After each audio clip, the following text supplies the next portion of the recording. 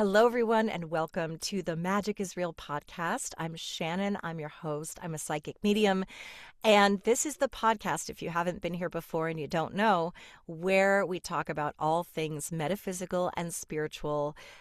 Normally, I interview near-death experiencers, but I also interview spiritual healers and researchers.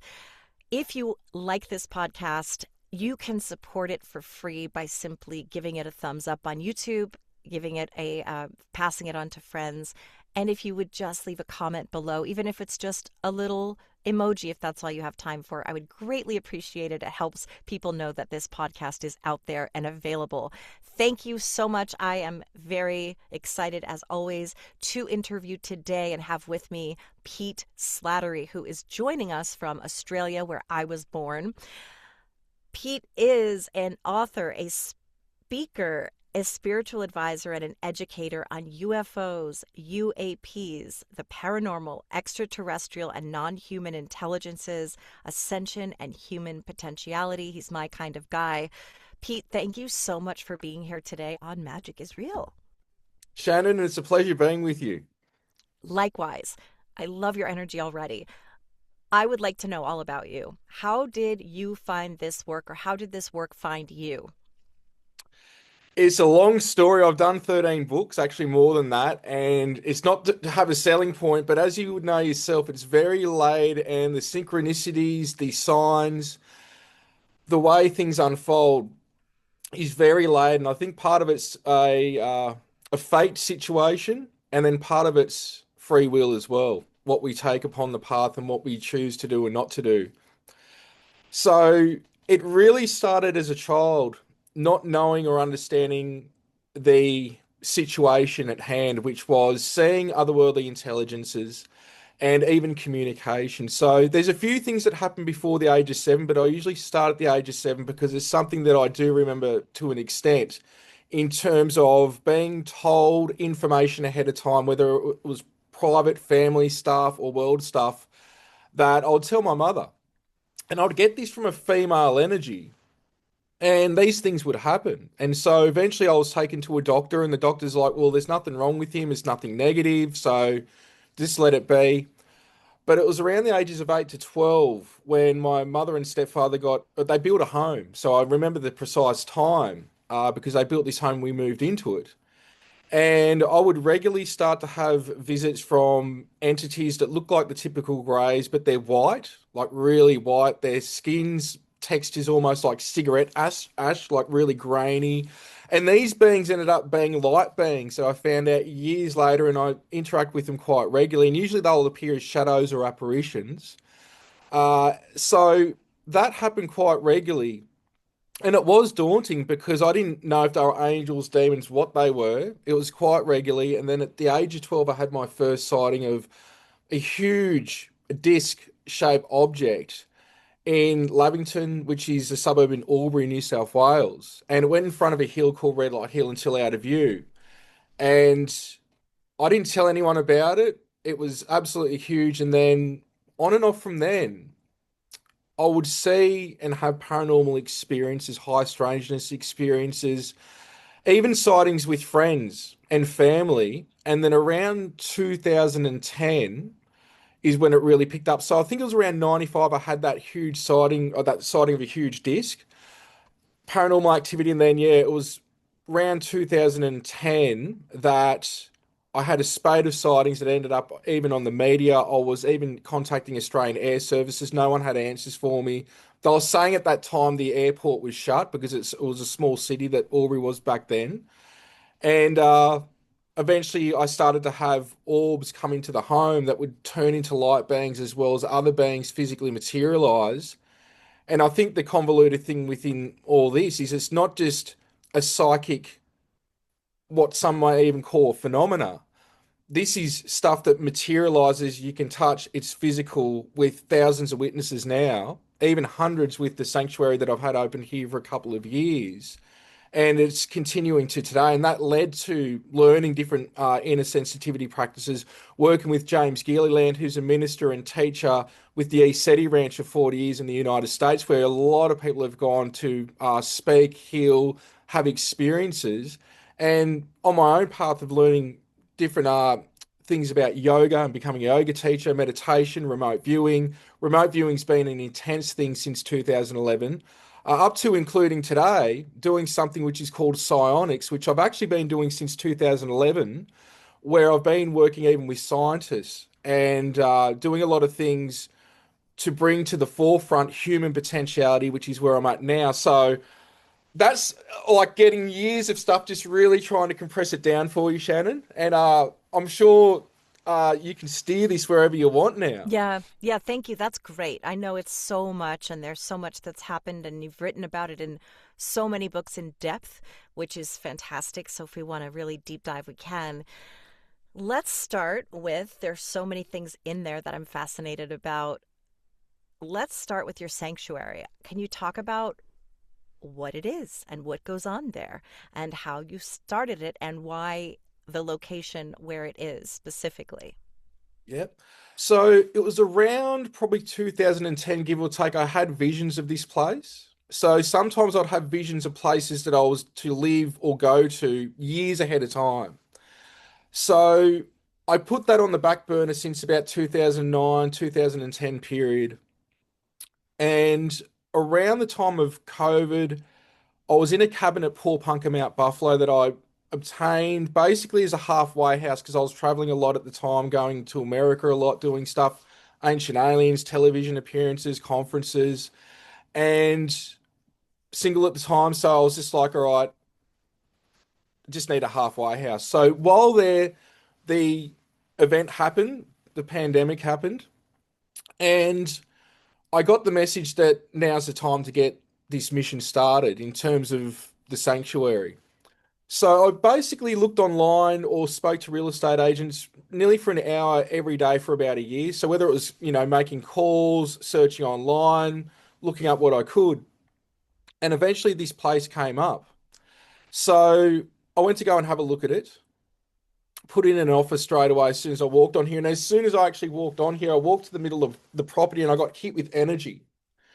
And basically, it's a really trippy story because it wasn't until I moved on here that I realized the vision was the back corner of the property, which is a mound and a big tree and a T section of farm fencing. The mound down the back is actually old gold mine. There's two of them, and I've actually got mining rights here. Not that I do that, but the place was apparently home to what they called the crazy redhead Irish family for a while. There's remnants of bricks out the front for that. Then apparently it was a school, though I can't find documentation on that, but others have told me this. There was some stuff because I got the permit to do what I'm doing legally. So there's some stuff that I had that the council didn't have and vice versa. So there's some stuff we can't verify. It was a small farm for a while and then it was a nursery and then I obtained it. And we're in an area at Carlisle, just outside of Rutherglen, and the area is called Gurumata, which means parting of the clouds in Aboriginal. I've actually stood here and seen the clouds part, and it's raining on each side of the property and absolutely clear in the middle. And we're in the area of the Ordi Order tribe as well, which they come in quite a lot and are significant. And I've been told that the Ordi Order people are actually aware of what I'm doing here, the people that are actually here physically.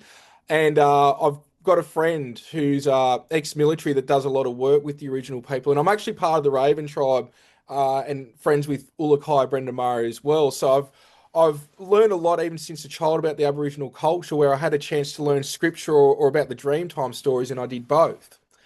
And so what was really trippy when I moved here was 20 years ago, I did government conservation work and it was planting trees, putting up fences and making animal homes. And after I actually moved in, I realized I planted with people all the trees on 100 acres on one side of me and a pyramid section that's cut out of a farm section on the other side. I actually like planted these trees right where I am 20 years ago. And it's very convoluted how this works out, but I called the place Jaya because Jaya in Sanskrit means victory, a balance of masculine and feminine, and also self mastery, which all the experiences and what I'm even experiencing now has led me to self mastery and then human potentiality. So I have created a sacred space here after many years now. I've been here for about 5.5 years, uh, been open to the public for about 2.5. And there's a lot of energies and different things happening here that I've created with the original spirits in the area, as well as ultra and extraterrestrial and angelic intelligences, basically to hold a space to educate people in a space that is safe for doing what we're doing, because there is a lot of gun-ho-ness about this. You know, you see it with people, they watch ghost hunters, and all of a sudden, which I've done a lot of paranormal investigations over many years, I get called to a lot of places. But people watch these things and not realizing the prayers, the clearing, and what goes on before, during, and after to prevent attachments, hitchhikers, possession. And when you're opening up to, I want to see lights in the sky, you could be opening up to past spirits. It could be extraterrestrial, ultra terrestrial, angelic. It could even be demonic. It could be past spirits that passed in a negative state. And even here, we are in a paranormal hotspot, though a lot of people think the activity is here because of me. But I was speaking to somebody who's very influential in the area recently that came to visit me to tell me their experiences of UFOs in the area. And I actually found out the property that I've got here, Rutherglen is around 2,500 people. Back in the gold mining days, it was over 30,000. And a lot of people apparently had makeshift huts on this land because of the gold mines. So I knew when I got here, even from the stories and talking to the previous owners, there was paranormal activity. So I'm sort of like the experiment in an experiment that's being conducted now. And I've even got the place decked out with technologies, one of them called a MooPass from Jim Segala, who's been on the Skinwalker Ranch show and has worked with Hal Puthoff for many people, that we are having stuff monitored 24/7, from microwave radiation to Geiger counter to accelerometers, gyroscopes, the electromagnetic field, a heap of stuff, as well as video surveillance. And really, my thing is, I don't need to do all that, even though it's interesting, the data. But more of anything, it's about helping people gather science and data to educate them on what they think is the unknown and how repeatable this is, which is what we're finding specifically with initiating contact. Thank you for sharing all of that. I do wonder, because you started to experience contact when you were very young, do you think or do you know whether it's because where you lived happened to be some kind of a portal area where extraterrestrial beings or interdimensional beings happen to be more present, or is it you, Pete, who is perhaps a starseed reborn, and they're being attracted to you because you have this um, openness or this connection to them, or is it both? Or what do you think about that? About why you've had so many experiences, and is it important also where you are located? For example, I've had two experiences. They both took place in Connecticut, where I grew up when I was younger. And I know that there have been kind of sightings around that area. Or my friend Lily Nova, who you probably know, she also came from Michigan. And I always hear about a lot of activity there. But I'd love to hear your thoughts on that. No, that's a great perspective, Shannon. And what I'll say is that I think it's all the above and more. Yeah. Aubrey, especially when I went on a television show many years ago, I was inundated with people from truck drivers to police to school teachers having sightings in the area. And we sort of are in a hotbed of activity from Aubrey all the way up to Paul Punker area. Though I've been around the world and I get just as much activity anywhere, when Yeah. I could be in a place where there's apparently no activity and it's there as well. Leading this into something where what I've learned with a lot of people, and I've done thousands of readings and appointments and spoken to so many people, and even in the experiencer case, I think a lot of the time, just throwing it out there, and I don't like the word psychic, but I will use it just for, the sake of it, just so people can understand it.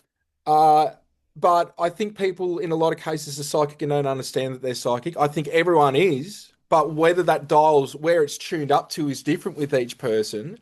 And I think some people naturally have it turned on. I think as children, it's naturally turned up a bit. And when you're in that situation of perceiving things beyond the five sense reality, which really is, they say we can't even fathom 0.005. It's actually 0.003% of the electromagnetic spectrum. We've got the visible bandwidth, visible light, X-ray, gamma rays, X-rays, what have you. I think there's just people that naturally, and as I've been trying to tell the scientists, we're going to find out that this is the most advanced sensor you can have that's operated from a soul that's connected to a spirit. And because of that, it's interfacing through a biological computer, experiencing this reality. And some people just naturally have a way working with it. And because we're not educated on this, again, I think some people are psychic and don't even know, and they're putting it off as women's intuition, this, that, the other. Though all these things exist, I just think that's where we interface with not just extraterrestrials or angels, but Bigfoot, fairies, even other humans and other intelligences, and also can commune with the divine through that as well. So it's it's a little bit of a mixed bag. Why me? We could Yeah, say. that makes sense to me. I think there are areas that are hotbeds, as you said, and then also you have to be able sensitive enough to be able to perceive it. So that makes complete sense. This is a huge question, and you can kind of just, it's just a huge question to throw out to you. I know that there are all kinds of beings. We are a type of being, humans, and then we have, for example, grays, or we could even get into Sasquatch if you want, if you agree that it's an interdimensional being, which I feel. Um, Mm. when I ask this question, it's like, where, in layman's terms, where are they? Where do they exist? And when they're showing themselves to us, where are they coming from and how are they getting here? All right, we're gonna have to go full on with this one. And look, Yeah, I just want this to be food for thought. Let's get back to the concept for a moment, starseed that you mentioned. I've got that even tattooed on my back, but what I'll say is don't identify with it. Extraterrestrials even have to come from somewhere. And let's just get to the point because people want to go, where am I from? You're from source. And actually, all your lives are being experienced simultaneously. And I was shown this. This is why I know this. I can't prove this. Now, because of that, you have intelligences in this frequency. So let's say this is channel 3D. Now let's use another analogy. Right now, there's all these television stations being broadcasted. We can't see them. We turn on a television and it's tuned to a station. Now that's coming online. There's a thing called ultra terrestrials. This is beings that are not from anywhere else. They're on Earth, but they're in a different frequency. So if you go from channel 3 to channel 4, channel 5, you can start to perceive these energies. And just like television stations, especially with the old ones, you can see a blur over of channels that sometimes, if there's a disruption or a storm or something going on, you can partly see another channel come in momentarily. Now, if we go into the Tibetan teachings of Namkhai Norbu, who was a Tibetan Dzogchen master, which goes into the rainbow body, the perfection body, some surmise that Yeshua, Jesus, with the flash of photon light with the Shroud of Turin, he ignited into the rainbow body. A lot of the beings that I'm interacting with, specifically from the constellation of Orion, are rainbow body intelligences, but this is what got me. I didn't know this stuff for years. I've got my own rainbow body teachings that I was given in an experience with a golden levitating tablet that appeared in my room. And I can go into that a bit later, but Namkhai Norbu talks about the rainbow body teachings being taught in 13 star systems. Now, the rainbow body is when you go into a state of love, joy, bliss, constant enough, the physical body can actually dissolve and turn into ash, leaving hair and fingernails, or it can fully ignite and you just see rainbow energy or hear weird sounds with rainbow phenomena and lights happening. And apparently, David Wilcock, God bless him, who's no longer with us, talked about in the documentation of 160,000 documented cases of the rainbow body. Now, why I'm saying this is most of these intelligences do not need a machine, which is what a lot of these crafts are, and they do exist. I've been on them. But I've also been to other places via beings coming in an orb of light, expanding it and teleporting me to their location.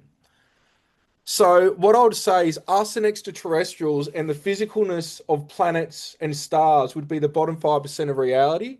There's another 90% of what I've been shown as thought form realms going into the angelic kingdom and the geometric light realms before we break into source. And my way with explaining this is even some of the beings, they can be extraterrestrial in a meditative state and bilocate their consciousness, even as an orb of light in the sky, and appear to people, which is actually what I've been doing with scientists. First time I've really talked about this, and I've been able to do it repeatedly, and it's not an on-demand thing. This is the human potentiality, but also this is what's happening now. These beings don't even need a craft; they can physically materialize in front of you, and sometimes they will send themselves as an orb of light or a craft of light as a way to start weaning you in an interface. Now, even when I'm filming a lot of the crafts, as you can see in the documentaries and on YouTube, I'm actually on the craft in my mind while I'm filming them in some cases. So I'm multidimensionally connected to them. And so you've also got the aspect that some of these beings are inside the Earth, they're ultra terrestrials, and it could be an ultra terrestrial even on another planet that bilocates here, and or it could be physical intelligence. As I say, the extraterrestrials, no matter what density we want to start talking about, they've still got angels and demons they've got to deal with, just like us, and everything's part of one consciousness. But when you get into the things that we're talking about now, this is where my thing is about educating people in being their best version so they can meet this head on, not looking up to these beings as gods. Even though in the 1411 translated word of Buddha, it talks about the transparent spheres, the pearls in the sky that come down and visit man. So we've got these references going back a long time to orbs, even into the perspective now of crafts appearing like a cloud or a ghost. God going into the tabernacle as a cloud. Let's just take this into another perspective. And I've spoken to Native American elders and Aboriginal elders about this, and they've gone, you're right, like a lot of times people aren't going anywhere. And it's not about being right, but I had no one to bounce this stuff off to the extent that I'm experiencing it, which is many experiences will be in bed and they start to hear or feel a vibration like a woom, woom, woom. And you won't work out where it's coming from. But in some cases, what's going on is imagine a flying saucer as an apparition, like a ghost. You can see through it, you can see definition. It can land on you in bed, overlapping the home and overlapping you in the bed. Now, the pineal gland is made of calcite crystals and it's actually encapsulated in water that's got the same material as the cones and rods in the eyes around the peripheral of it. But it's rhombus shaped crystals of the calcites that's in it. And when you compress it, it has a piezoelectric effect. Now, my theory is that that is the on switch to the pineal gland, which is why people do um, mantras because it's reverberating the sinus cavities and getting a compression going on in the head, which is why you see the monks and masters doing that. But also they can clench and push the energy up from the root chakra up to the pineal gland, which is another way that it's done as well. But my point with this is the craft can land on you, resonate with the pineal gland. Now you're looking up on board the craft and you haven't gone anywhere. And I'm not saying that means in every case. There are people like myself that have been on board and put on tables and things like that. The other thing is too is that they can overlap you and resonate with your consciousness and bring that on board. They can even put you in an avatar, another body, and they can physically resonate with the craft and bring you on board, and you haven't gone anywhere.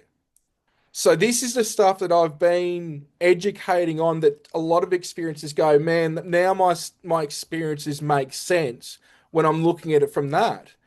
And still, as I had said to me the other day, I'm that far ahead in some of these areas, unfortunately, that I don't think until I pass many people will actually understand what I'm saying because it's so far beyond even what this community has been trying to understand that since 2010, actually before that, but really around 2010, I've been trying to say if you get the science, the spirituality, the paranormal, and the UFO and just mix it all together, you'll start to understand it's all connected. It's not the same thing, but they're using similar mechanics, whether it's synthetically or organically, to traverse space, time, appear, and do what they're doing. And so we're in a situation now where really I'm trying to educate on synthetic ascension and organic ascension. And they're two important issues because that will determine where the human race goes and how. That's so interesting, and it's dense, and yet it makes perfect sense to me because all of these pieces do come together. That's why I became really interested in this, is that I started out on a spiritual quest, not even a quest. That's a little bit of dramatic. Spiritual curiosity and learning that I could remote view, learning that I could do psychic mediumship work, accidentally remote viewed one time. And that's when I went, wow, wait a second, something's happening here that I can't explain. It makes so much sense to me that what you said about tuning in, like, for example, would you say that Sasquatch, for example, they're here, but they may be existing on another sort of dimension or vibration, and they're cloaked in that sense that most of the time we can't see them. But why can we sometimes see them? I don't have an answer for that because I think it's multiple reasons for that. Now, I've actually had physical manifestation of Sasquatch experiences as well as that we call them Yowie here. I've got a resident Yowie that actually comes through and it's small. It reminds me of the Tasmanian Devil from the old Warner Brothers cartoons. It will actually spin So and it's weird that you transparent. just said that. Somebody just sent me a picture of the Tasmanian devil right before I got on with you, and keep going, but that's just another Interesting. synchronicity. Go on. And I've had a number of experiences here and talked to the original people about them. Predominantly, we've got small ones here, but I was in Washington State at the East City Ranch, at James Gilliland's ranch, that he's been doing this stuff for 40 years. And I was on my morning walk, what they call the Field of Dreams, where people have healed and had a lot of experiences and weird stuff. And it's at the foot of Mount Adams, which is where Kenneth Arnold saw the nine delta-shaped objects land actually on that slope, which is James's view. And Hynek, Project Blue Book had investigated. A lot of people even now are investigating it, even at James's place. So I was doing this morning walk and I had looped around the whole field, getting back to where James's cabin was to go and say good day. And literally, I had a Bigfoot, about 6 foot tall, but it was a small one. It's apparently called Delocky, which is a local resident one that Clyde Lewis from Ground Zero Radios had an experience apparently seeing this being as well as many others. But it looked to me about 6 foot. It had hair about that long all over it that was like grey, light brown, brown, and it was walking like Shaggy from Scooby Doo. And it walked literally for like 20 feet, give or take, and dematerialized. And this is 10 o'clock in the morning. This isn't at night time. This was broad daylight, and James has even got footprint casts, uh, and they've got a sort of like a hinge in the middle. Now, the data that I was given in through contact later on was that some of these are extraterrestrials that had came here long ago and ascended. And when you go into it now, if you go back to the 1970s in the United States, and I actually think some of these beings are physical in some Yeah, cases, but predominantly they're multidimensional. If you go into what I was just talking about with being able to attain a certain level of enlightenment to where you can become an orb, there's a lot of orb sightings with Bigfoot. I've There's heard also that in the too. 1970s a lot of flying saucer and orb and Bigfoot encounters tied into one experience. Yeah, And I can tell you now, some of the sources and even triangles are actually a conglomerate of one, two, or three intelligences that are projecting a physical craft that you could actually go on board and experience them in another state, but it was projected from their consciousness and it's not real, but they're making it real to where it's tangible, that you can interact with it in some cases. So this is where, like, when you get into the Bigfoot thing, as well as the whole topic that we're talking about of just uh, what I'm convinced now is that we're on a treadmill in God's mind experiencing itself, really. I don't think there's anything to learn except to learn, we could say, development and how to co create within God's mind. That's why we sort of go out within it, partly. But this is when you get all the topics together, this is how it's all entwined. yeah. This is so interesting. I'm trying to decide on which question I want to go with right now, which is a next question is when you talk about going aboard a ship, you personally, or anyone who is that something that has been done voluntarily by you, or has it spontaneously happened? And can you describe what that means for people that obviously probably most people may not know what that's like? Is it, like you said, your consciousness going there and you're able to see it very clearly? Is it literally your physical body going there, as people report having been abducted and being laid out on a table and having testing done and having remembered it and coming back with physical marks and things like that? For you, anything you want to share about that? Yeah, it's all the above. It really is. And I don't know if you saw my film Multidimensional I sent you as well, but it goes Yes. partly into what's been remote viewed on me by some of the top remote viewers. And this is where it gets complex that I'd rather people probably watch that, which is now free on YouTube. It Amazing. was on Tubi, but it's on YouTube. And then there's Ascension, the UFO and Paranormal Connection, which is the second part to that. Uh, but it's been voluntary and involuntary as well. Hmm. It's been something that's just occurred.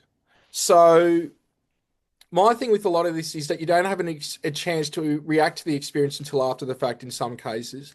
There is a thing when you're enveloped in a space-time bubble that's non-compliant with normal space-time that you're resonating with, to where it could be like 3 minutes of dialogue and it's 1 second outside the time. You could be taken for a few weeks and brought back as well. Now, what can occur in some cases. Now, yeah, I've got landing marks and all that. Some of the landing marks are actually from the orbs that they can actually manipulate matter and they've left marks. But if you can understand how I said before, the crafts can start to vibrate, like imagine them like a ghost again. Let's say, and I'm only just throwing this out there, I'm not actually sure of the science, but let's say we're vibrating at 17,000 times a second and that craft's at 18. It can now overlap us and it can start to like resonate with us and pull us on. So, in a lot of cases, they'll even bring the craft in transparent, phased out, overlap you, resonate with you, and now you're on board, and or they will sit over you and you can interface with them in the mind's eye, or you may even see them as ghosts. Now, they in some cases do have consciousness assisted technologies that means they can interface with you from afar, which is a lot of stuff that we've got in the projects now. It's at different levels. Some beings will have helmets, some beings need you to touch the crafts. In a lot of cases, you just need to be in the field of the craft to use the technology that's basically like an amplification of our natural sentient gifts, which is full blown telepathy and be able to levitate, bilocate, what have you. But the common thing that you'll find is first off, and I've got to try a tense machine because I think it's similar, but what will happen is it's almost like a paralysis starts, but it doesn't kick in. There's electricity all over the body. And when that starts to happen, there is the presence of either the beings or the field of the craft overlapping you. Now, if it's a negative intelligence, you will feel it. But when it's something that's connected to you or enlightening, uh, some of these beings, like the angelics and Elohim, I will get in tears. It's just the body's responding in tears with this love that's immense that I can't describe, that it's a natural bodily reaction. I don't think there's a way that you can stop it, though sometimes it's borderline happening, sort of, I think, adapting to it over the years. I'm theorizing there. Other beings, there's just this love and bliss. So what happens is you go for a stage of feeling the electricity, even the body tensing up, but you can still function. You feel the different energies, and then they'll either appear, they'll interface in the mind's eye, or you can even be on the craft. And the crafts, in a lot of cases, are projections if you're dealing with high dimensional intelligences that will basically project a screen experience or a false experience, not to mislead, but to wean your consciousness into interfacing with them until you're at a state to where you can actually realize these dudes are they're not corporeal. So they're not physical, and you start to get it and be able to sort of meet them halfway. In other cases, they are physical, and because of myself, I've had a conglomerate of the physical and non-physical over many years, partly due to what's said in that documentary, that I've sort of been designed to experience anything but stay connected to source. And because of that, there's a lot of things that genetically need the original copy. You can't just get a fake copy or clone it because it starts to get weaker as it goes on. And because of that, a lot of these beings think they can put one over me that in some terms may not have an agreement and some do, but I usually catch a lot of these things out, which has happened many times with the footage of missing time occurring, daylight crafts and what have you, which is very complex to get into. But yeah, I hope that's answered the question anyway, because Yeah, it it's does. the thing is, it's there's no black and white with any of this. I don't think with any of it. So because of that, the shades of grey are beyond 50. That's my little joke there, but it's a bit crazy. Yeah, why do these beings want to take us there?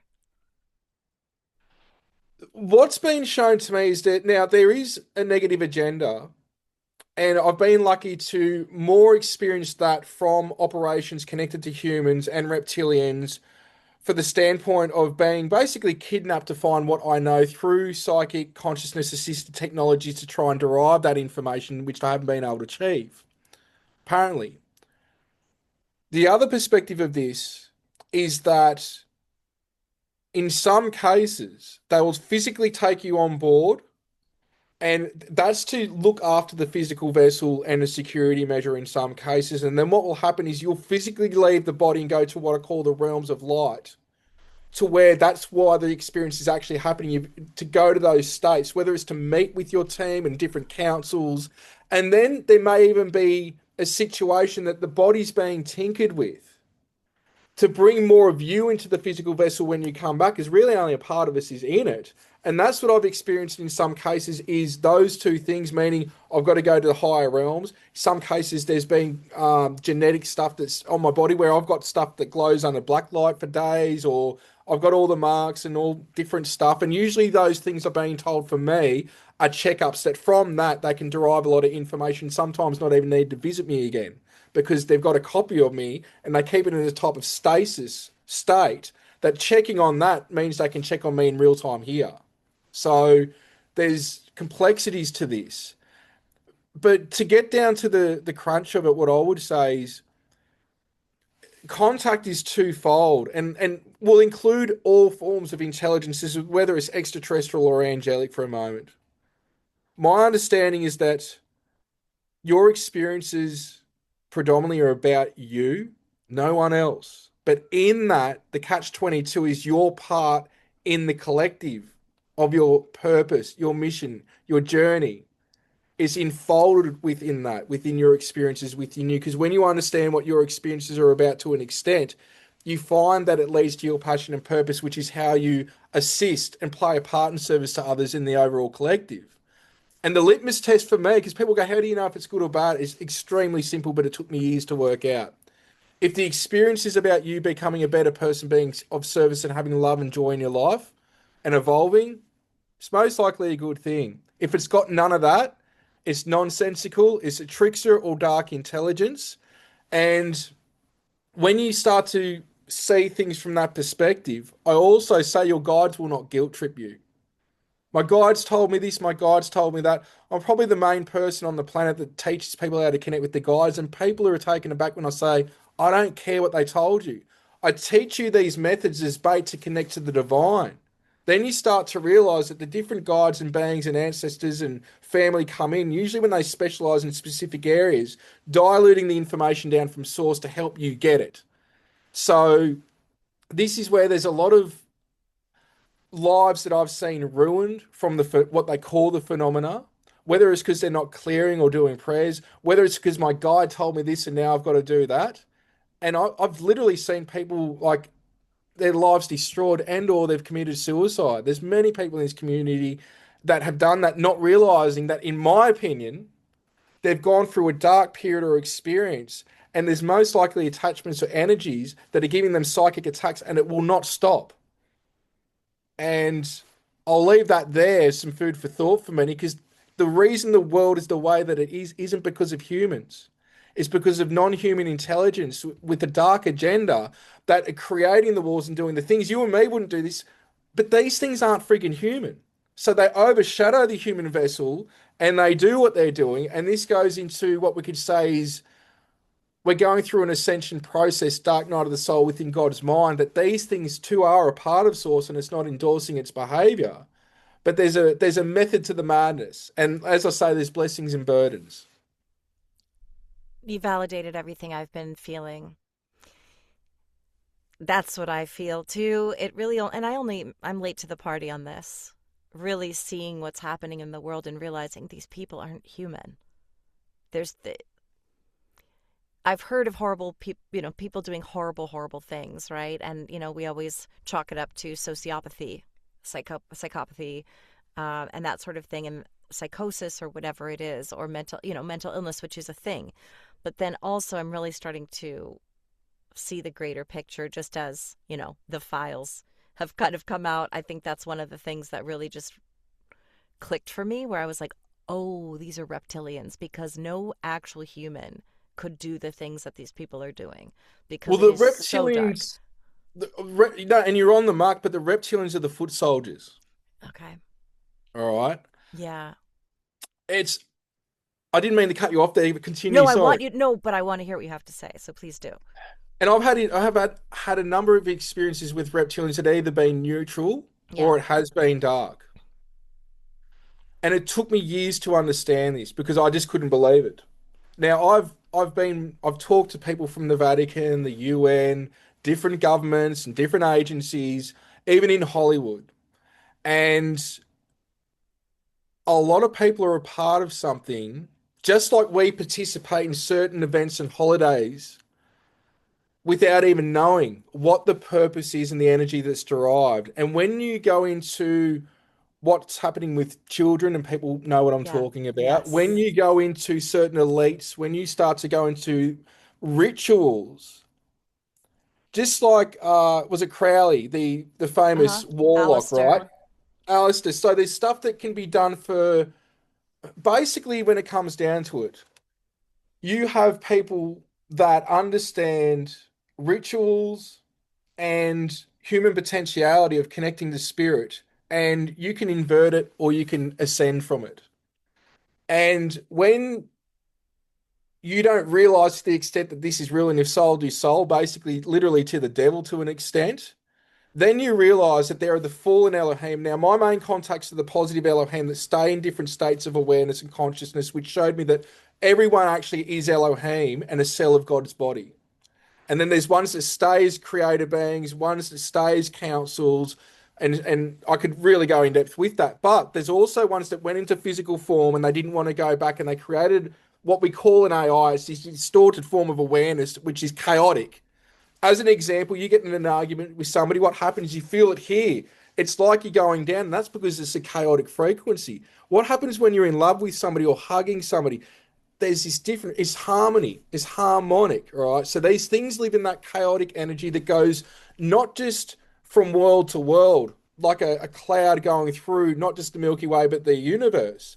It's actually transdimensional in nature up to the point that when worlds reach certain levels of consciousness, what can occur is that this frequency that was created by the fallen Elohim, this frequency is now adaptive to technology and can interface through technology and AI, and there is good AI, meaning AI that beings have created that got safeguards against this, and they use it with consciousness assisted technologies. But if people are unaware, this can override any technology, and you can now.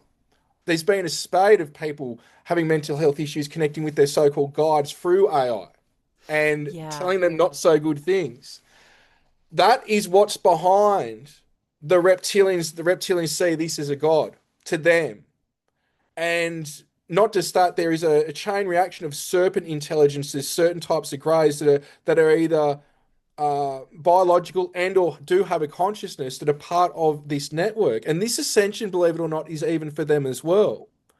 But the reptilians do get called out a lot, and they are seen a lot. They are called upon, even different gods like Baal and what have you. When these rituals are taking places with pentagrams, with ancient words and know-how of how to call upon these energies, these rituals do have gifts. But what I would say is it's a synthetic form of ascension that you've called upon another intelligence to lift you up to a certain level that you're actually capped. And these beings are called dark masters. They have got great psychic, psionic abilities, manifesting abilities, but they're capped and they won't get any further until they Right. change their ways. And so this is where I'm really delving into now synthetic and organic ascension. Now, let's say like med beds, that's a synthetic thing and they are real. but there's an organic way to heal others, which could be you doing it to yourself or hands-on healing or other things. Not to say, do that, but what I'm saying is we need to have a balance. There is remote viewing, which is a natural thing, but there's also using surveillance technology or consciousness assisted technology to achieve the same outcome. There is bilocating, teleporting, which can be done if you're a master teacher or a master being. But there's also teleporting technology like we see in Star Trek, just like there's replicators, but there's beings that have the ability to create tulpas, which are things from thought forms that manifest whether they're living or not. It could be a bird, an object. So we've got a path where I think it's most likely best for all that it's a little bit of a mixture, but we don't create I think it's called atrophy, to where if you rely on something, what's going to happen is parts of the brain are now potentially going to start to die because we're not using it anymore. Yeah. And this is what I think has happened in the past in other yugas and cycles, and even now.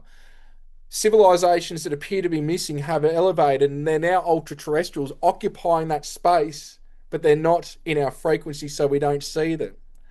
So this is where you've got these beings like reptilians that in some cases they've got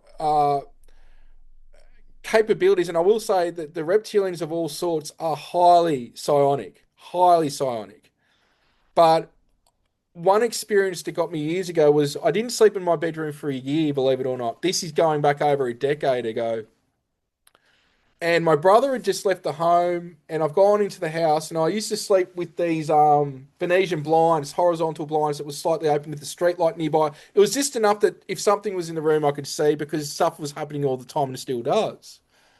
And I felt this energy like my heart was being pulled into my stomach and opened my eyes, and right next to my head was an eye like that with a slit. And I didn't know at the time it was a reptilian grey.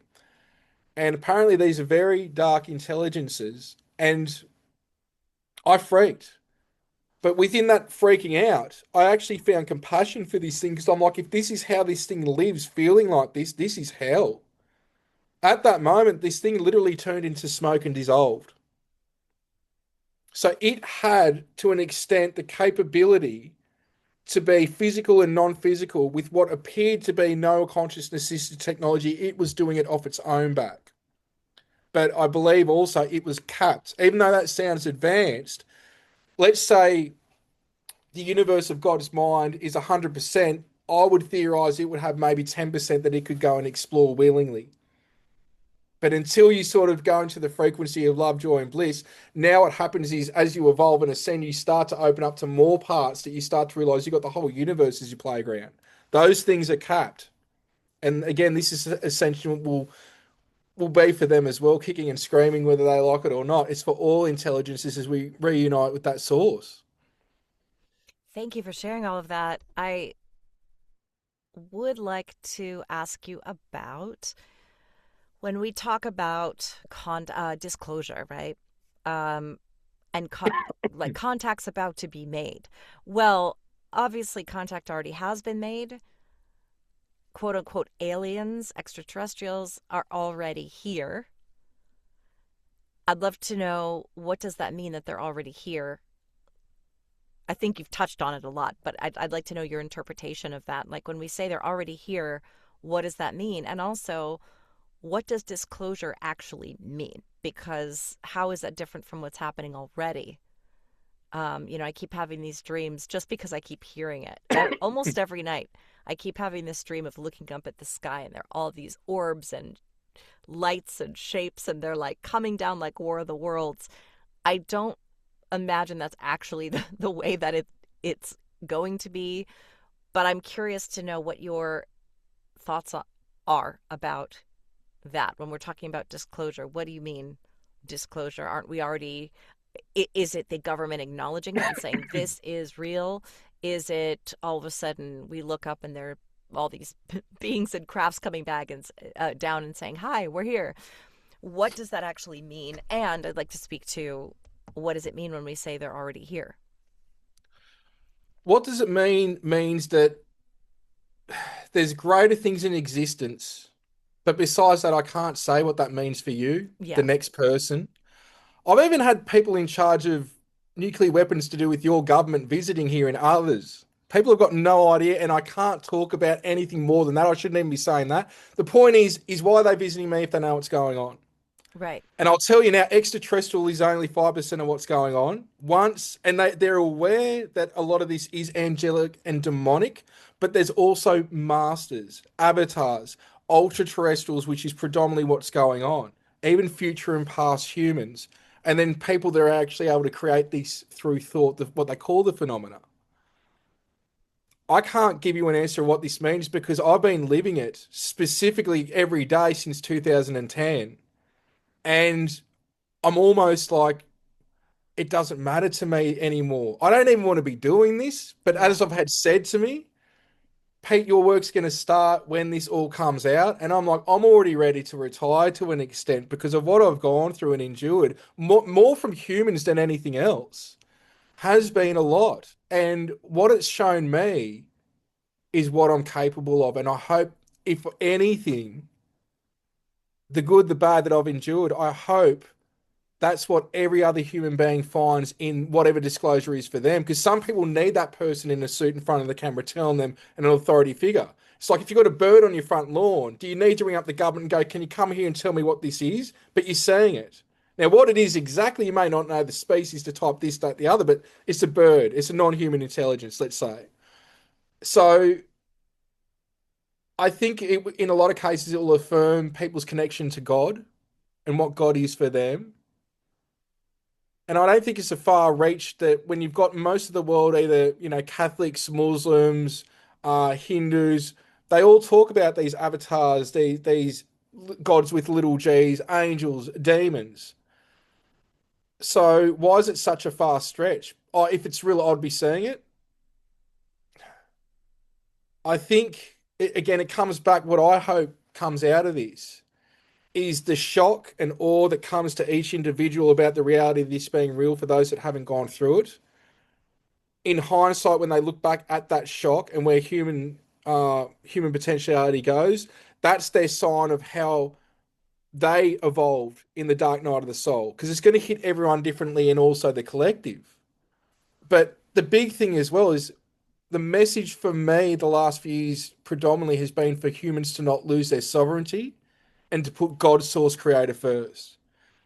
A lot of these ETs look up to us with what we can do technologically and the stuff that we perceive as limitations, and yet we still override things.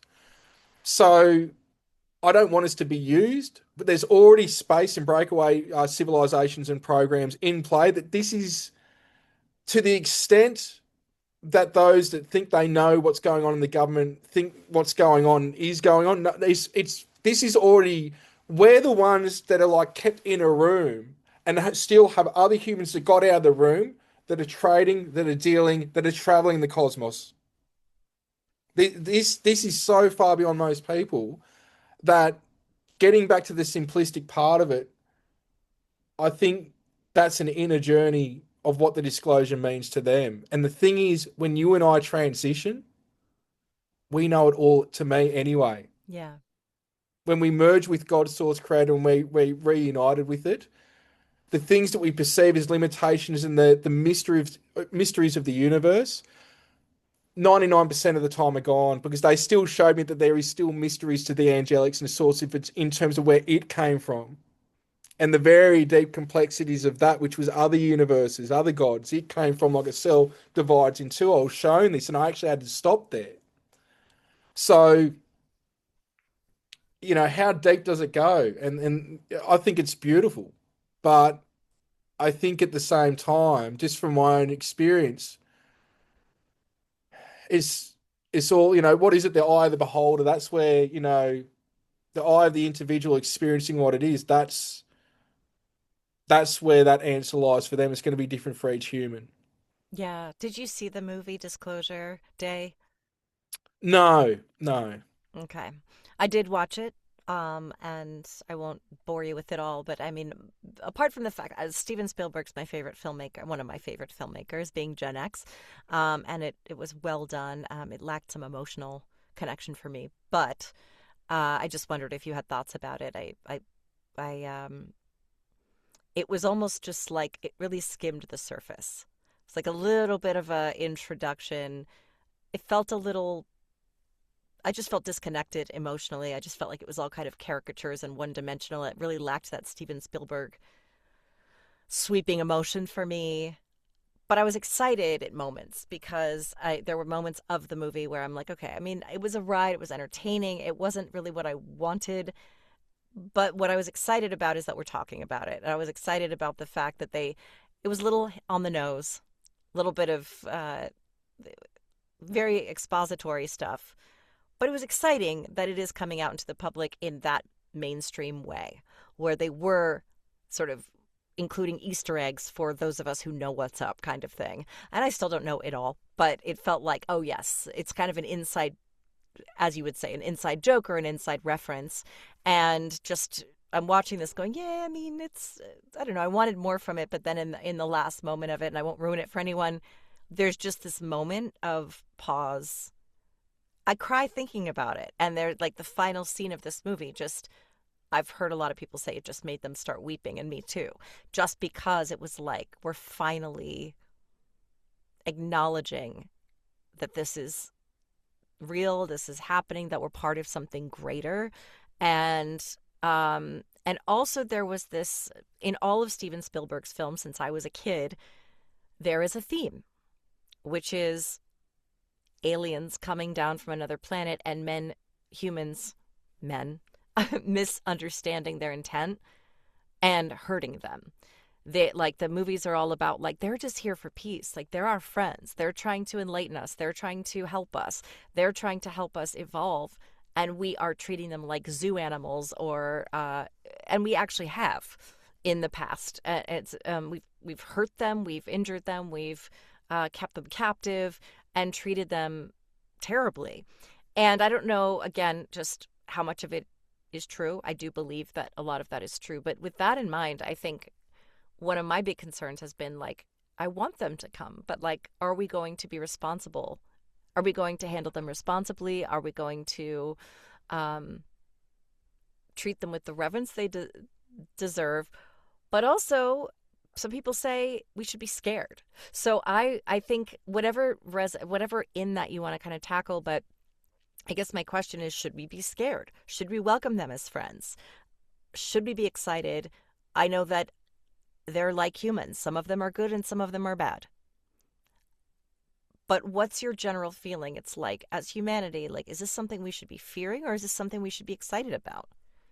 What happens? Let's go into stuff that Joe Dispenza talks about, fear of the unknown. All right. Now, for starters, until people put God, source, creator first, pull the religion out of it, and until they can understand that what's going on to an extent is non-human dark intelligence is creating the stuff that's holding us back from ascension, from evolving. I'm not saying going into a light being, but I'm just saying from the basic point that we point weapons at each other and get in fights over our differences is absolutely how are we meant to deal with other intelligences? Now, there is a saying that James Gilliland says, which is the mind you seek is the mind that you connect with, which is why when I do what I do, people experience what they do around me. That partly is because of them as well, because they're at a certain frequency. All right. So my thing is, do you want to deal with low level stuff or do you want to deal with stuff that's going to help you empower you to be the best version of you as well? Right. Because this is not just a physical thing, it's a spiritual thing. We also do have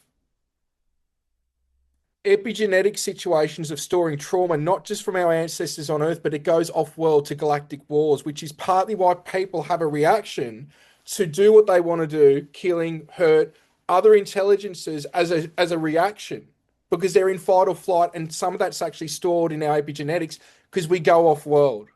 All right. The physical vessel that we are now is a conglomerate of many different races that are combined, as well as we could say angelic DNA on a light blueprint level that's non corporeal, overlapping the physical vessel.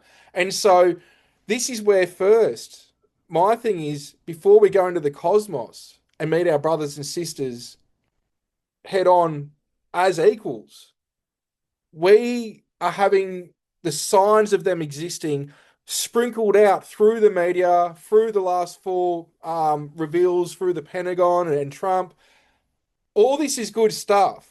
because you got to remember, as I say to people, even experiences, and I had to remember myself, and I was humbled many years ago because of it, that most people still aren't ready. They're ready for the truth, but they're not ready. And what I mean by that is back in 2011, 2012, I was on a show here which is called Sunrise. It's a big morning show. And I went on thinking I've got the witnesses, I got the evidence, this, that, I was going to change the world. No. I got back on a plane flying home and I'm like, who am I to think I can go on television and reveal this stuff and change the world?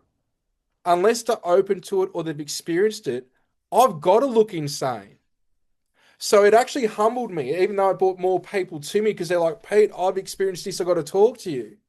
And I think that's where we're at. We need to come to a place to humble ourselves before the contact collectively. So we've got to let the dark night of the soul pass, but we do need to acknowledge that collectively, not just individually, we've all got traumas, judgments, things we've got to heal, and it's an ongoing process. But we also have that as a collective, and we're also very imbalanced with our masculine and feminine, which this is the time of the divine feminine coming back, but we don't want it to override either. Because there was other times in cycles where the divine feminine was dominant and it wasn't productive either. There needs to be an equilibrium, and that leads to an equilibrium as above, so below. So with physical intelligences as well as non-physical intelligences. So that's where I'm sort of at with this. Like there are days that I don't think people are ready to know what I'm saying. I'm holding back on so much because if I know this and I've experienced it and I know what the implications are from my perspective, it's not to be judged during execution on the whole matter of disclosure.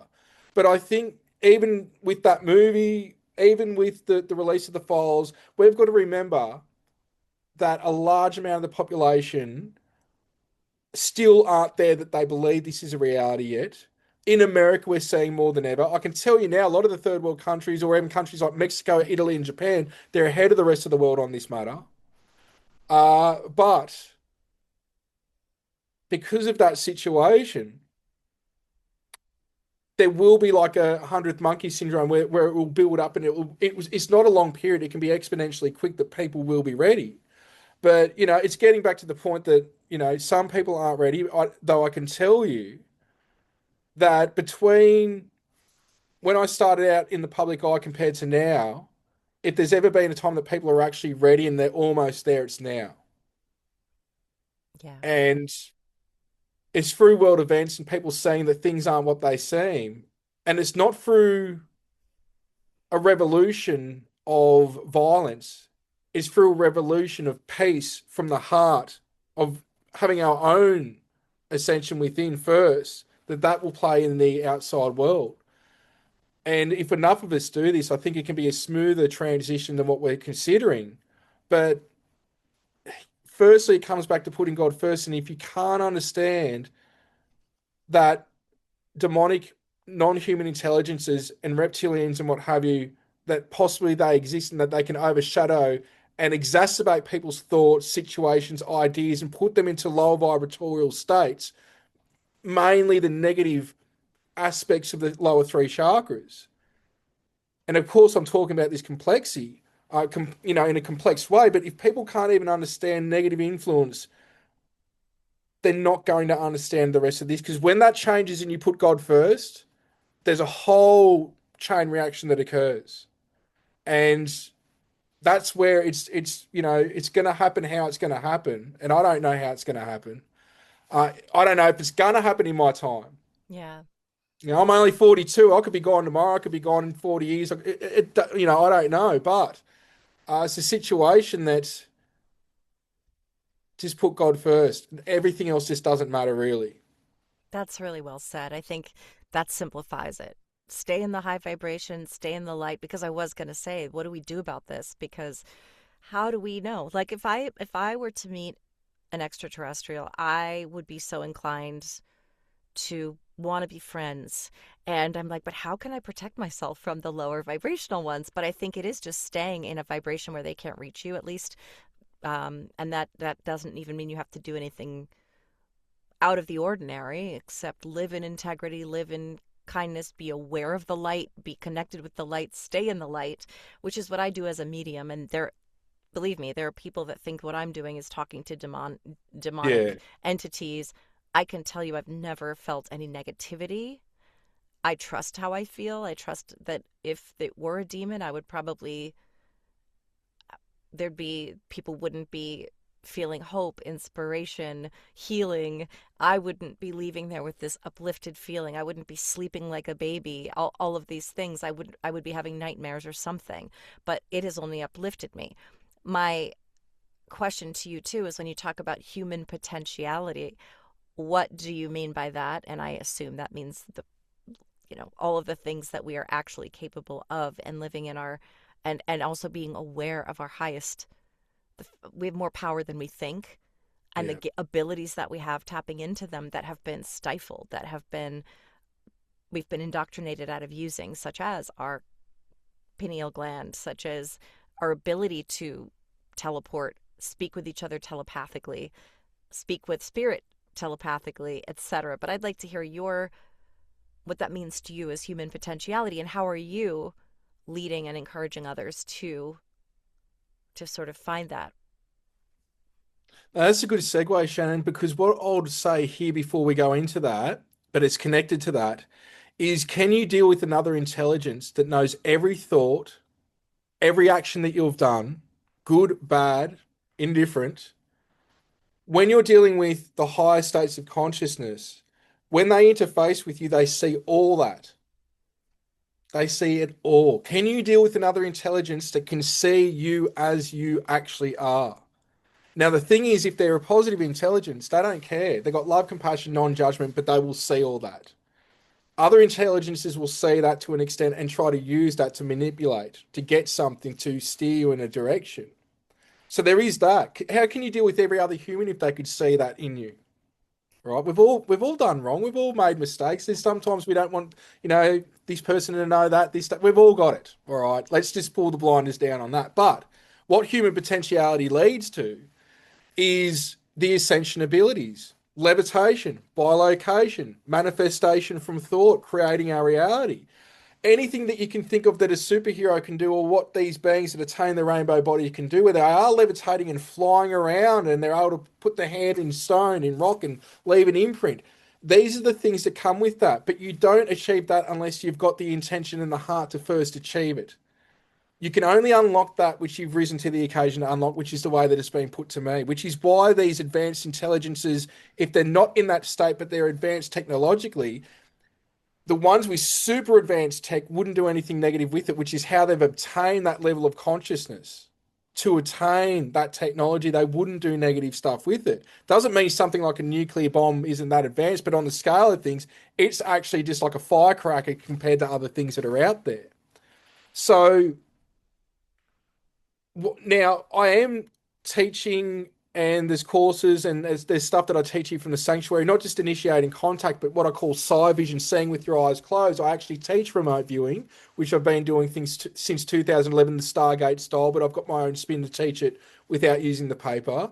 Um, I also teach in different areas of self mastery and different practices, even working with the light body. So everything from clearings to working within the Merkaba or the orb of light, which are different aspects of the ascension process. These things I do teach. But the thing is, even if you're on this path in this way, you don't have to be doing what I'm doing. My thing is, how can you follow that path of ascension in your life and make it applicable to you? And as I've said before, there's usually a way of service to others involved with it. And it's through following the heart. And it gets back to get to what I was saying before with Joe Dispenza. Now we know with heart math, which I'll tell people to look up if they're aware of heart math. Now, I don't represent them. I've done their course and I'm aware of their work. And they're actually teaching at the first responders in third world countries where the intention of breathing in and out of the heart for 2 minutes with a slightly slower breath than normal, then thinking of gratitude, can actually lock in the brain, now connecting with the heart. Now, the difference is the brain has a function, but it's also got a function within that that is about safety and security. You want to know what's going on. You want to be in control. You want to make sure there's no threats. You want to be in control of your life. The heart is where we create from. It's also the first organ that manifests in the womb, and it's the core of the light body. And even though I can't prove this, I believe it's where we create and we come in from the 0 point to manifest by purely breathing in and out of the heart, focusing on that which we are now creating, not desiring, because that puts it in the future like a fishing hook in front of you chasing it. You bring it into the now by using terminologies and thoughts that it's already in existence. When we can work in a way of working with the heart more, it's going to be very uncomfortable because you're going into the unknown and the brain's like, what's going on? I want to be in control. I want to know what's happening. I want to be in control of this. I want to see that there's no threats. But there's times in our life that all of us, we have our heart override the situation and it's pulling you usually into something that you've got to do and you don't know why you've got to do it. There's calculated risk and you're like, I don't know why I've got to do this. I just got to do it. That is the heart speaking. And that's where I advise people to think about. You want to go also us as a collective before we go into full blown disclosure, because if it's heart resonant, it's going to be a form of evolution in a positive manner that nobody can perceive. But the catch 22 is it doesn't mean all our problems are fixed. Even angels have got to deal with demons. All right. We're not from anywhere again. We're from God's source creator. And this is the complexities of what I'm trying to educate, that just because you've ascended doesn't mean everything's hunky dory, kumbaya, sitting there levitating on top of a mountain, meditating. It's a situation that, because you've risen to the occasion, now you're going to have new problems arise that are elevated to that situation. Just like somebody going from earning 100 grand a year to a million a year, the problems elevate. Source will throw it at you and go, well, you can elevate more, but this is what comes when you rise to the occasion. There's going to be the opposing so-called forces, which are really illusionary, that will rise up as well. And I just see this all now, and I get a reference every now and then to tell people, which is, you're the artist, this world is the canvas, what do you want to see on it? Because at the end of the day, disclosure is just something that happens in the blink of an eye.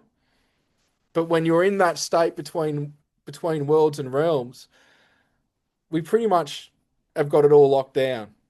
We know. So beautifully said. Mo money, mo problems. It's so true. Be careful But what you also ask for, more though. blessings. But More, also more that's the thing. blessings. Yeah. Yeah. Exactly all of that.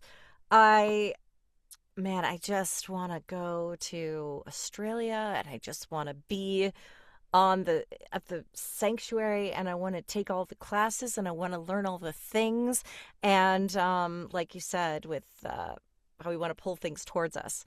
That's kind of I want to do all the research and all the things and I've really been pulling that into me and I thank you so much for being a part of disclosure, really, but also all of the things that you're doing because you're not just, it's not about aliens, it's not about UFOs, although all that stuff is so fascinating. I really appreciate that this isn't for sensation. We're not doing this for sensational reasons. And I don't think most of the researchers are. We're learning more about consciousness, what it is, what we're doing here, what our place is in this universe. And not just there's dark and light. It's what do we do about it? How do we stay in the light for the highest and best of humanity and other species? Because there's always going to be dark and light. That's what Star Wars is about. That's George Lucas is a near-death experiencer. That's the contrast that, for example, Abraham Hicks talks about. But what can we actually do? Not that we have to save the world, but what can we do one person at a time? But we're still being a human, having a human experience, not spiritually bypassing, learning our lessons in Earth School, but also if there's something else we can do to help elevate, even if it's costly, because I know talking about this stuff, believe me, I used to be an atheist. I would have thought this stuff was ridiculous. I would have been like, what are you even talking about? You're crazy. And now I'm fully on board and it's like once you see it, you can't unsee it, right? Yeah, you can't go. And there's even the stuff that I do talk about in the books or write about it, but the stuff that's happened to me that's been life-threatening and destroyed my life to an extent, but yet it's been a blessing, it is huge. But I will just say something quickly, if you don't mind, just about the dark and the light. Look, this is a thing that even when you look at it from a Star Wars perspective or a level of ascension, and then you start to see new darknesses. What we could say is the dark shadow in our life, the dark side of us, the shadow side. That's a template to see where we can ascend in our blueprint. Just like astrology, there's people that live their life by astrology and don't go out today and do this and that. Astrology is there to show you, look, this is the crap you're coming in with. These are actually opportunities for things that you can ascend. Yeah. But even when you ascend and you get here, you're going to realize there's more of the list. That's all it is. And I think we've got to be okay that we're not okay some days, but you can't live in it. And we're in such fight or flight or the bottom three chakras in survival mode as a society, let alone individually, financially, health wise, in a lot of cases, mental health wise, that's what we focus on. You presented something, and the first thing in a lot of cases people are going to do is talk about, but what about this? What Yeah. about that? The negative. And we've got to flip the script and start looking at the cup either half full or seeing it both sides of it being empty at the same time and seeing the potential. And yeah, that's great. Pete, thank you so much for being here. I could talk to you for hours and hours and hours and hours, and maybe one day, if you want to, you can come back and we could find a topic. I'd love to have you anytime, but also I like to leave it with I always say this, just what is if there's one thing you want people to know, what is it? Off the top of your head. That the universe is more bigger and beautiful than they can possibly imagine. And just be kind to yourself because in that is the potential to unlock that in the physical experience.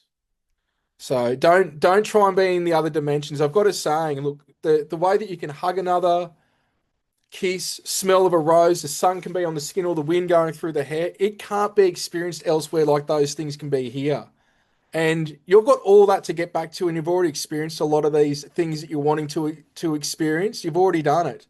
Embrace being here. Embrace being human, and also embrace being a part of this transformational period at this time to elevate humanity.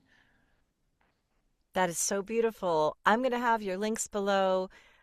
I believe everything is on your website. Is that correct? That's where we can find Yeah, links to your books. petermaxwellslattery.com or giasanctuary.com or even esettiaustralia.org, which I've got. They all link to the Jaya site. So all the books and movies and courses and events and all the data sitting there for people, yeah, that they can go and check it out. So yeah, giasanctuary.com mainly I just say now. But thank you, Shannon, for your time, for what you're doing, for your contribution to humanity. And many blessings to you and positive vibes for what you're doing as well. Thank you so much. PeterMaxwellSlattery.com.